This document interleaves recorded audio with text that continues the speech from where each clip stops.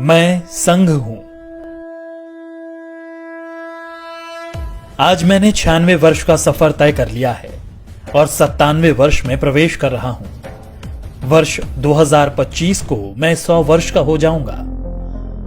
वर्ष 1925 में विजयादशमी के दिन नागपुर में डॉक्टर केशव राव बलिराम हेडगेवार जी ने मुझे संघ रूपी जिस बीज के रूप में रोपा था, तब किसी ने भी नहीं सोचा होगा कि मैं एक वट वृक्ष बन जाऊंगा।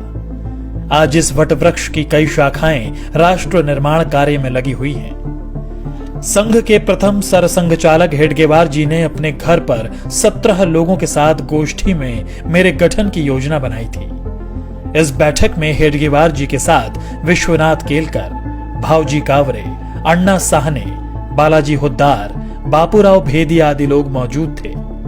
मेरा क्या नाम होगा, क्या कार्य होंगे, सब कुछ समय के साथ धीरे धीरे तय होता गया।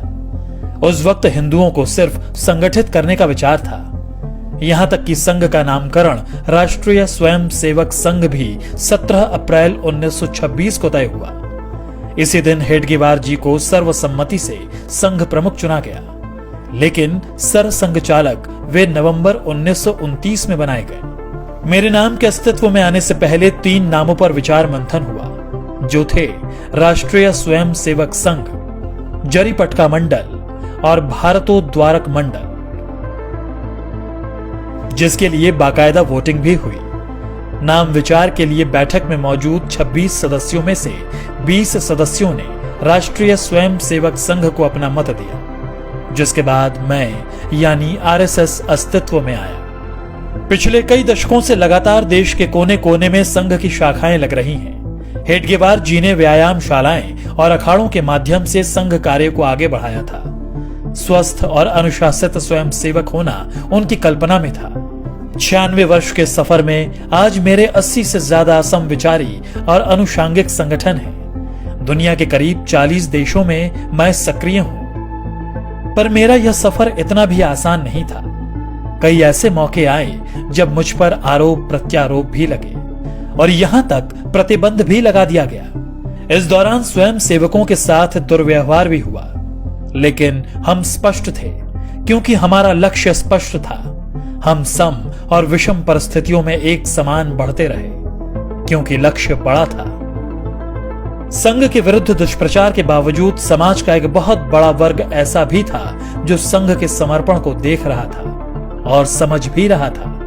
यही कारण था कि जिस परिवार को संघ के स्वयं सेवकों की मदद किसी न किसी रूप में मिली, वह सदैव के लिए संघ का हो गया। मैं तो अपने कार्य पथ पर अपने स्थापना के साथ ही निरंतर चलता रहा। आजादी मिली, लेकिन विभाजन की विभीषिका के रूप में दर्द भी मिला। रास्ते कठिन थे, मगर मैं रुका नहीं। अपने राष्ट्र और सनातन सुरक्षा के लिए मैंने तब भी 3000 कैंप्स लगाए और अपने बंधु भगिनियों के साथ चला। वर्ष 1962 में जब चीन ने धोखे से देश पर हमला कर दिया, तब मेरे परिवार के स्वयं सेवकों ने बखूबी अपना राज्य धर्म निभाया और जान पर खेलकर सरहदी इलाकों में रसद पहुंचाने में सेना की मदद की। इससे प्रभावित होकर तत्कालीन प्रधानमंत्री नेहरू ने 1963 में गणतंत्र दिवस की परेड में संघ को आमंत्रित किया।